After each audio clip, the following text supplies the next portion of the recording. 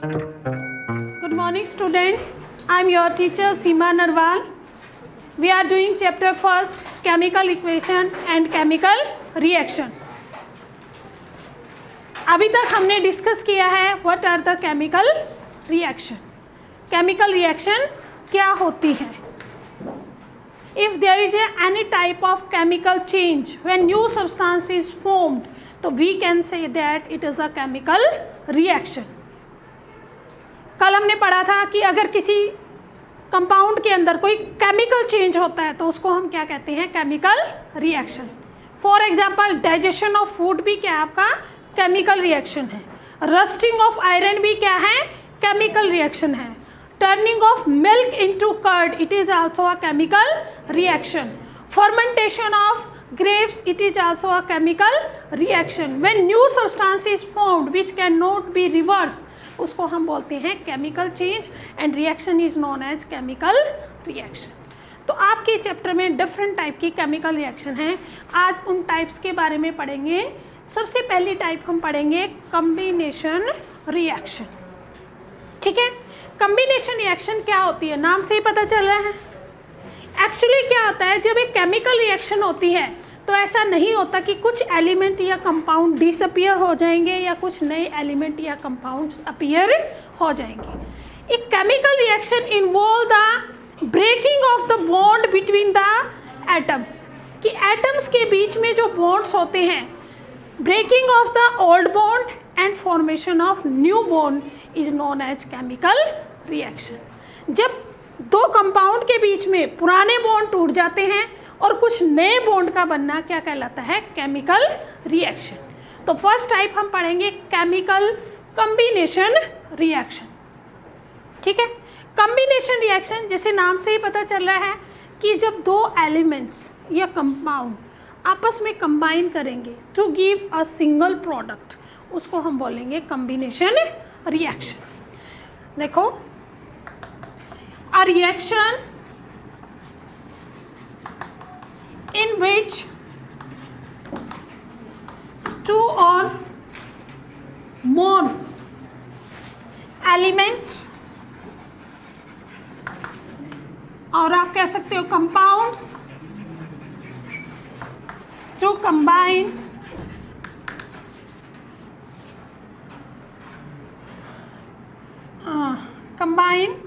to form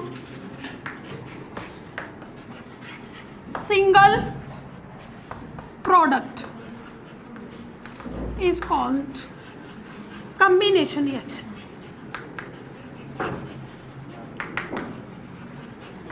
एक ऐसी reaction जिसके अंदर दो या दो से ज़्यादा एलिमेंट्स या फिर कंपाउंड कंबाइन करें और एक नया प्रोडक्ट बनाए तो उसको हम बोलते हैं कॉम्बिनेशन रिएक्शन. फॉर एग्जांपल, मान लो हमने एक बीकर लिया. सबने सफ़ेदी करने वाला चूना देखा है. जब उस सफ़ेदी करते हैं उस चूने को एक ड्रम के अंदर डिज़ोल्व किया जाता है तो आपको पता है उबल जाता है, वो बिल्कुल गर्म हो जाता है ना. तो वो जो सफ़ेद चूना होता है उसको हम बोलते हैं कैल्शियम ऑक्साइड. क्या बोलेंगे उसको, कैल्शियम ऑक्साइड, CaO, या उसका कॉमन नेम होता है क्विक लाइम. क्विक लाइम हमारी लैब में भी है, ये एक्टिविटी हम करेंगे. हमने क्या करना है, एक बीकर में थोड़ा सा क्या लेना है, कैल्शियम ऑक्साइड या आप कह सकते हो क्विक लाइम. उसके अंदर हम ऐड करेंगे वाटर. धीरे धीरे क्या ऐड करेंगे, वाटर. और इसको जब हम डिज़ोल्व करेंगे और कुछ समय के लिए इसको हम रख देंगे. जब इसको हम टच करेंगे ना तो हमें ये क्या करेगा, वार्म फील होगा, हॉट फील होएगा, गर्म. कैसा फील होएगा ये, वार्म. इट मीन्स जब कैल्शियम ऑक्साइड को वाटर के अंदर डिज़ोल्व किया तो एक रिएक्शन हुई. उस रिएक्शन को हमने बोला कम्बिनेशन रिएक्शन. क्या बोला, केमिकल कम्बिनेशन रिएक्शन. और ऑब्जर्व किया. अब रिएक्शन कैसे हुई, कैल्शियम ऑक्साइड क्या आपका क्विक लाइम सॉलिड स्टेट में एक वाइट कलर का चूना होता है, पाउडर होता है. ठीक है, जब उसको वाटर के अंदर डिसॉल्व करेंगे, वाटर सबको पता है किस फॉर्म में पाया जाता है, लिक्विड फॉर्म में।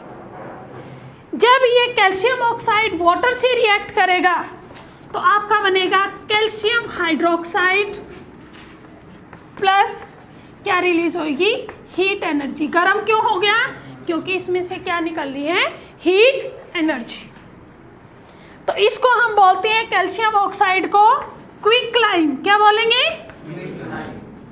ये क्या हो गया आपका वाटर, और जो पाउडर बनेगा जो हम सफ़ेदी करते हैं दीवारों पर, ये वो वाला जो पानी के मिक्सर पाउडर बनेगा वो होगा आपका कैल्शियम हाइड्रोक्साइड, उसको बोलते हैं स्लैक्ड लाइम।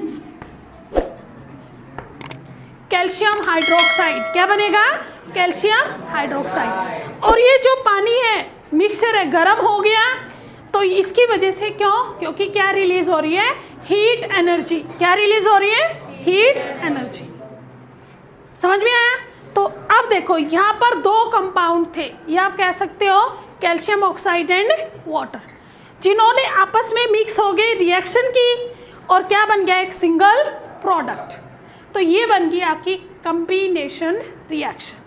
समझ में आया, क्या बन गई, कॉम्बिनेशन रिएक्शन। जो ये लेफ्ट साइड में है इनको हम बोलते हैं रिएक्टेंट। क्या बोलेंगे, रिएक्टेंट।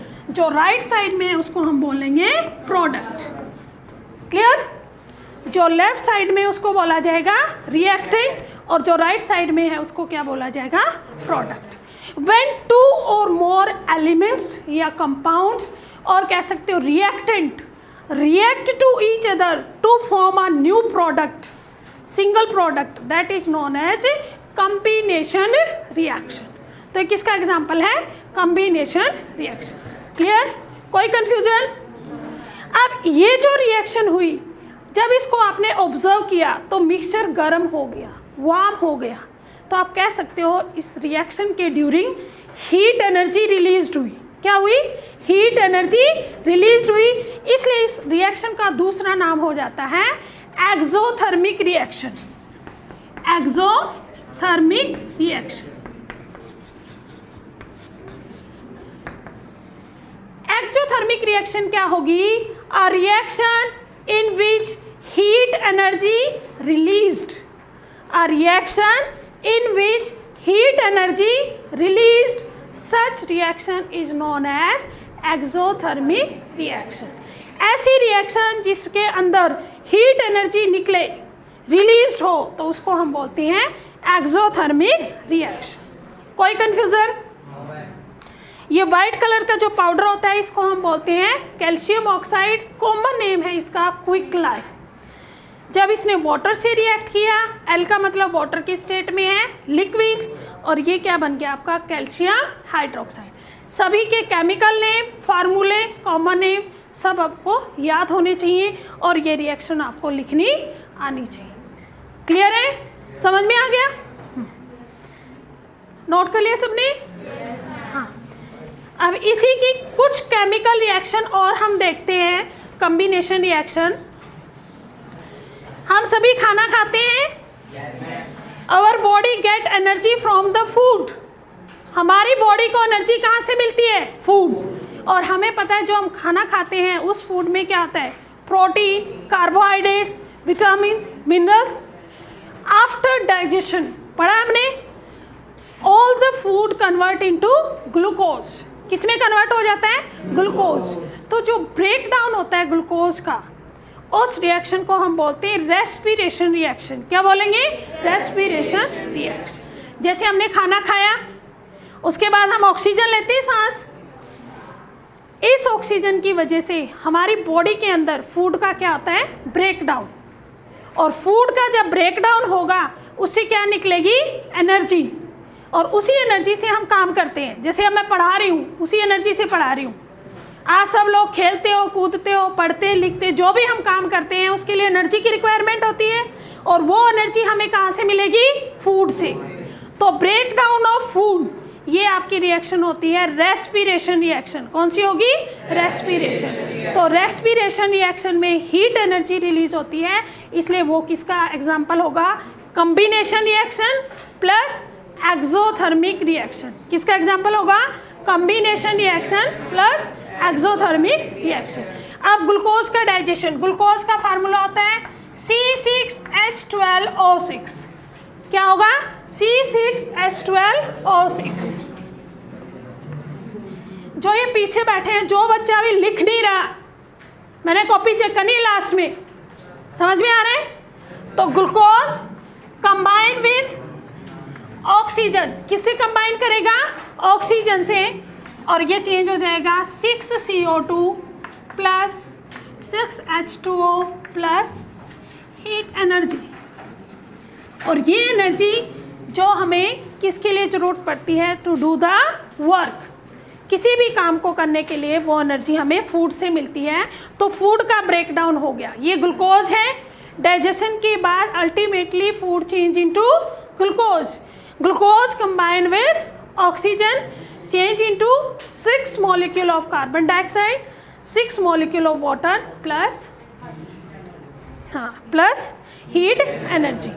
आपको पता है बॉडी गर्म होती है, हमारी बॉडी का नॉर्मल टेम्परेचर कितना होता है? 37 डिग्री सेल्सियस। उसको मेंटेन करने के लिए वो भी हमारी इसी एनर्जी की वजह से होता है। ठीक है, तो ये कौन सी रिएक्शन होगी? कॉम्बिनेशन। ग्लूकोज किसके साथ कंबाइन हुआ? ऑक्सीजन से। तो किसका एग्जाम्पल हो गया ये? Combination reaction. और दूसरा नाम क्या हो जाएगा इसका? Exothermic reaction. क्या हो जाएगा? Exothermic reaction. घर में हम एलपीजी चलाते हैं, मीथेन गैस, तो बर्निंग ऑफ मीथेन, मीथेन का फार्मूला होता है CH4 प्लस ऑक्सीजन। तो ये भी क्या बनेगा? CO2 plus water plus heat energy. तो it is also an example of combination reaction. किसका एग्जाम्पल है? Combination reaction. कोल सबने देखा है, कोयले को हम जलाते हैं, हीट एनर्जी रिलीज होती है। CO2 क्या देगा? CO2 plus heat energy. तो all these example are the किसके एग्जाम्पल है? कॉम्बिनेशन रिएक्शन, और आप कह सकते हो एक्सोथर्मिक रिएक्शन। क्लियर? इसी तरीके से डीकम्पोजिशन ऑफ वेजिटेबल मैटर, या जो हमारा कंपोस्ट बनता है, खाद बनती है, वो भी कौन सी रिएक्शन है आपकी? Combination reaction. क्योंकि उसमें भी क्या रिलीज होती है? हीट एनर्जी रिलीज होती है। क्लियर? अब आपका एक क्वेश्चन आता है कि जब हम वाइट वॉश करते हैं, सबने देखा होगा वाइट वॉश घरों में करते हैं, तो वाइट वॉश करने के बाद जो सफ़ेदी के अंदर जो साइन है, चमक है, वो 1 या 2 दिन के बाद आती है, साथ साथ नहीं आती। इसके पीछे क्या रीज़न है और कौन सी रिएक्शन होती है? ये लिख लिया सबने? सफ़ेदी देखा होगा सबने होते हुए? हाँ जी। तो क्या होता है उसके अंदर जो साइन आती है, तो shine will be appear after 2 or 3 days। Why? तो which reaction is take place? जो हम सफ़ेदी करते हैं जब दीवार पे, जो बाल्टी में डाल कर करते हैं ना, वो मिक्सचर हम अप्लाई करते हैं कैल्शियम हाइड्रोक्साइड। कौन सा मिक्सचर अप्लाई करेंगे? Calcium hydroxide. ये जो कैल्शियम हाइड्रोक्साइड है, it react with the gas carbon dioxide which is present in our air. ये रिएक्ट करेगा CO2 कार्बन डाइऑक्साइड गैस से, जो हमारी एयर के अंदर प्रेजेंट है, और ये कन्वर्ट हो जाएगा calcium carbonate plus water. Calcium carbonate होता है आपका मार्बल, यानी कि मार्बल में चमक होती है ना, ये। तो जो आपने मिक्सचर अप्लाई किया था, जब धीरे धीरे वो एयर में प्रेजेंट कार्बन डाइऑक्साइड से रिएक्ट करेगा, और वो मिक्सचर किस में कन्वर्ट हो जाएगा? कैल्शियम कार्बोनेट CaCO3 किस में कन्वर्ट होएगा? Calcium carbonate. और वाटर तो सूख जाएगा, गिल्ली होती है ना सफ़ेदी, फिर सूख जाती, इवेपोरेट कर जाएगा। तो ये जो कैल्शियम कार्बोनेट बनता है, इसी की वजह से उस सफ़ेदी में दीवार पर क्या आती है? साइन आती है। और ये धीरे धीरे फॉर्मेशन होती है इसकी, इसको बनने में टाइम लगता है, इसीलिए जो साइन है आफ्टर 2 और 3 डेज के बाद आपको दिखाई देती है। रीजन पता चला? Because the calcium hydroxide react with carbon dioxide present in air and convert into calcium carbonate, ठीक है, और वाटर क्या हो जाएगा आपका? इवेपोरेट।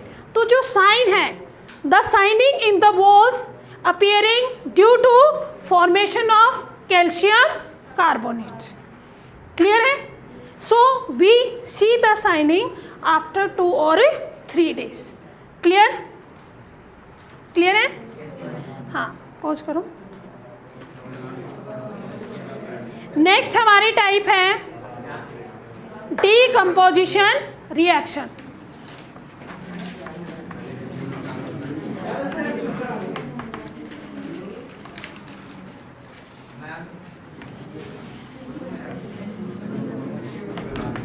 डीकम्पोजिशन नाम से ही पता लग रहे हैं, अब बीच में ये डिस्टर्बेंस नहीं करना। नेक्स्ट हम टाइप करेंगे डीकम्पोजिशन रिएक्शन। नाम से ही पता चल रहा है डीकम्पोजिशन का मतलब होता है टूटना, ठीक है। A reaction in which a single reactant break down to give 2 or more product, that type of reaction is known as decomposition reaction। ऐसी रिएक्शन जिसके अंदर एक सिंगल रिएक्टेंट 2 और 3 टुकड़ों में टूट जाए, 2 और 3 प्रोडक्ट दे, तो उसको हम बोलेंगे decomposition reaction. For example ferrous sulphate. Ferrous sulphate हमारे पास एक सॉल्ट होता है, ठीक है।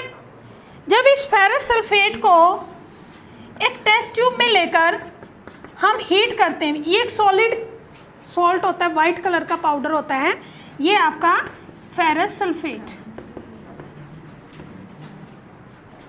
ठीक है। सॉरी, वाइट नहीं, ग्रीन कलर का, ग्रीनिश कलर होता है इसका, ठीक है।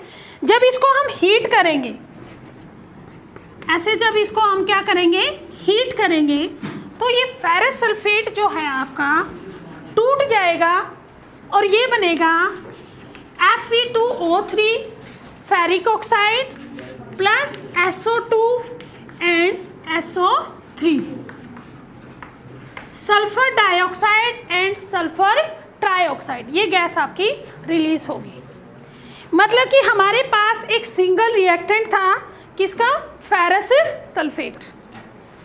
इस रिएक्शन में ये वाटर नहीं लिखा हुआ, फिलहाल इसको अभी छोड़ दो, इसका क्या मतलब होता है मैं बाद में समझाऊंगी।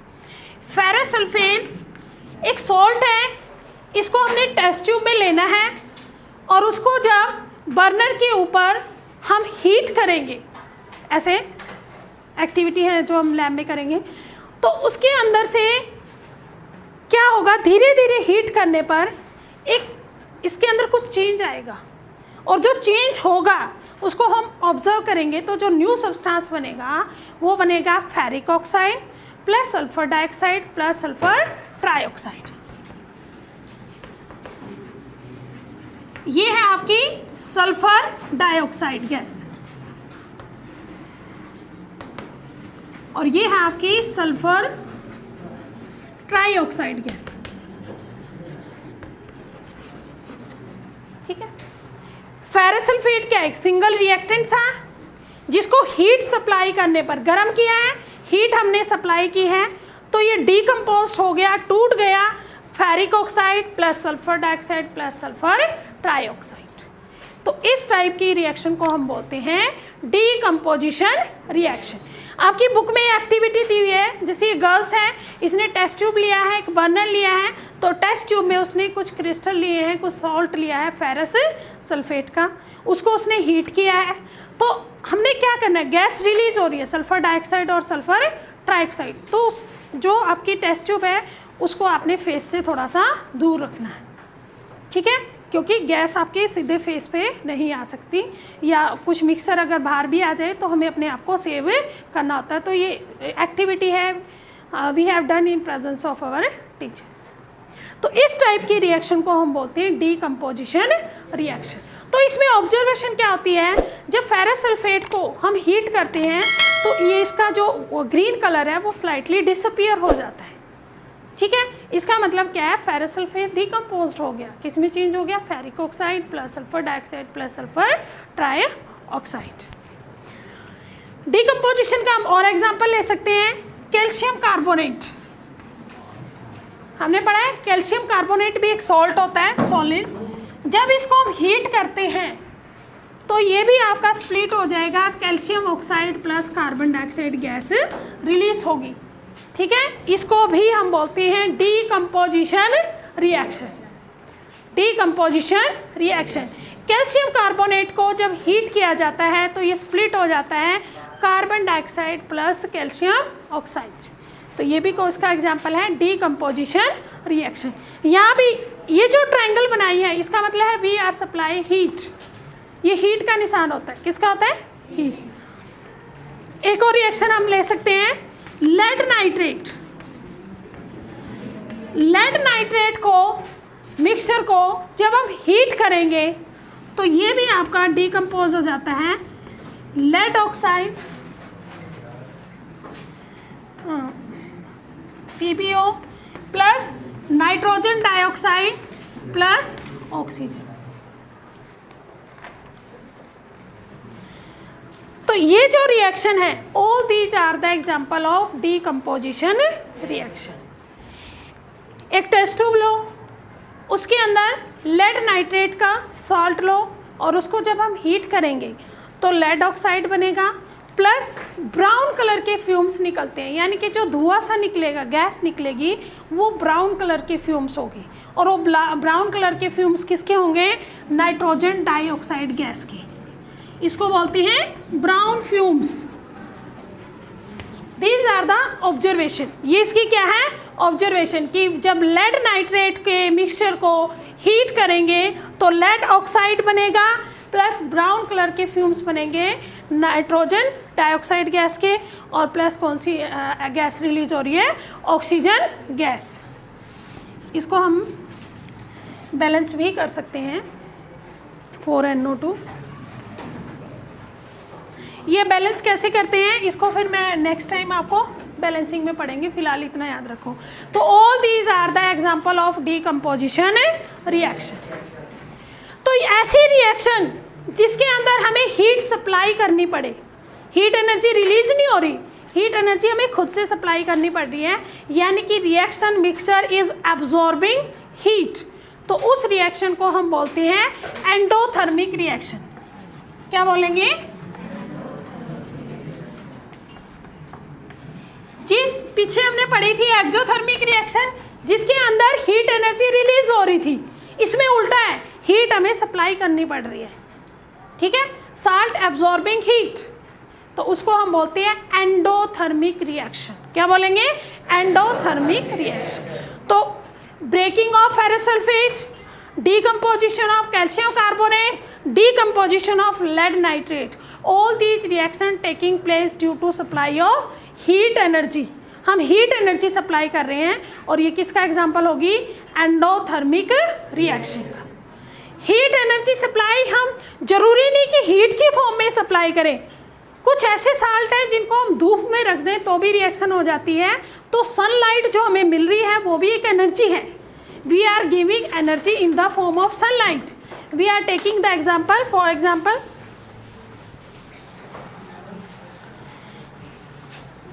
हमारे पास सॉल्ट होता है silver chloride, silver Ag chloride Cl, ये ग्रे कलर का सॉल्ट है। जब इसको हम धूप में रखते हैं, सनलाइट, धूप में, यहाँ पर लिखा होगा यूवी लाइट भी कह सकते हैं, तो इसका जो है ब्रेक डाउन हो जाता है Ag प्लस Cl2। ठीक है, और इसका कलर चेंज हो जाएगा। ठीक है, देखो ये जो सिल्वर क्लोराइड है ये वाइट कलर का पाउडर होता है, वाइट कलर। जब इसको हम धूप में रखेंगे तो इसका ग्रे कलर हो जाएगा। तो अगर इसका कलर चेंज हो जाता है धूप में रखने से, हम एक चाइना डिश लेंगे, चाइना डिश कटोरी की फॉर्म में होती है, ठीक है, उसके अंदर कुछ पाउडर हम किसका रखेंगे, सिल्वर क्लोराइड, और उसको हम सनलाइट में रख देंगे तो वो डीकम्पोज टूट जाएगा, Ag+Cl2 तो गैस, क्लोरीन गैस इन्वायरमेंट में चली जाएगी। तो इसका वाइट कलर से किस में चेंज हो गया, ग्रे कलर में। तो उससे हमें पता चलेगा ये रिएक्शन कौन सी होगी, डीकम्पोजिशन रिएक्शन। अब यहाँ जो एनर्जी है उसको सनलाइट की फॉर्म में मिल रही है, तो ये भी किसका एग्जाम्पल है, एंडोथर्मिक रिएक्शन, ठीक है। दूसरी एक और रिएक्शन है सनलाइट की फॉर्म में, सिल्वर क्लोराइड की जगह हम सिल्वर ब्रोमाइड का भी यूज कर सकते हैं। इसको भी जब हम लाइट में रखेंगे, सनलाइट, ये टूट जाएगा आपका Ag+Br2। और आपको पता है इसका हम यूज़ करते हैं ब्लैक एंड वाइट फोटोग्राफी में। जो पहले फोटोग्राफ्स नहीं बनती थी ब्लैक एंड वाइट, तो उसमें जो मिक्सर यूज़ होता था वो होता था हमारा सिल्वर ब्रोमाइड, ठीक है। तो ये रिएक्शन एक सिंगल रिएक्टेंट है, दो प्रोडक्ट में टूट गया, तो ये किसका एग्जांपल है, डीकम्पोजिशन रिएक्शन। एनर्जी एब्जॉर्ब कर रहा है किसकी फॉर्म में, सनलाइट की फॉर्म में, तो ये किसका भी एग्जांपल हो गया, एंडोथर्मिक रिएक्शन। क्लियर है। रिएक्शन हमने एंडोथर्मिक दो फॉर्म देख ली, एक सनलाइट, दूसरी हमने हीट सप्लाई की थी, गर्म किया था बर्नर पे, तीसरी फॉर्म देंगे हम इलेक्ट्रिसिटी, कि अगर मान लो इलेक्ट्रिसिटी की फॉर्म में भी एनर्जी सप्लाई की जाए, क्या कोई रिएक्शन होगी। पहले आपने एक्टिविटी समझनी है। हमने एक प्लास्टिक का मग लेना है, ये एक प्लास्टिक का मग है, इसके अंदर नीचे दो होल करने हैं और इन होल पे हमने रबड़ के कॉर्क बने होते हैं उनको लगाना है, ठीक है। इन रबड़ कॉर्क को फीस करने के बाद इस पे दो कार्बन की रोड लगानी है, ये दो हैं कार्बन रोड, ठीक है। अब इसके अंदर फिल कर देना है हमने वाटर, किसको फिल करना है, वाटर, और वाटर के अंदर कुछ ड्रॉप हम ऐड कर देंगे sulphuric acid, dilute sulphuric acid, क्योंकि प्योर वाटर गुड कंडक्टर नहीं होता इलेक्ट्रिसिटी का, तो हमने कुछ ड्रॉप ऐड कर दी सल्फ्यूरिक एसिड की, ताकि वो क्या बन जाए, गुड कंडक्टर ऑफ इलेक्ट्रिसिटी। इतना समझ में आया। फिर हमने दो टेस्ट ट्यूब लेनी है, उनको वाटर से फिल करना है और उनको उल्टा करके इनके ऊपर रख देना है इन्वर्टेड फॉर्म में। क्लियर है।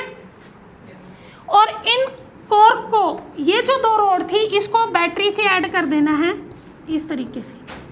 6 वोल्ट की एक बैटरी लेनी है, उससे हमने कनेक्ट कर दिया टर्मिनल को। जब हम बैटरी का स्विच ऑन करेंगे और इसको कुछ समय के लिए छोड़ देंगे, तो यहाँ पर रिएक्शन होगी और वाटर का डीकम्पोजिशन होगा और यहाँ पर बबल्स बनेंगे। इसका मतलब कि दोनों रोड के ऊपर एनर्जी और गैस रिलीज हो रही है, ठीक है। एक बनेगी कैथोड, दूसरी बनेगी एनोड। जो आपकी कैथोड होगी,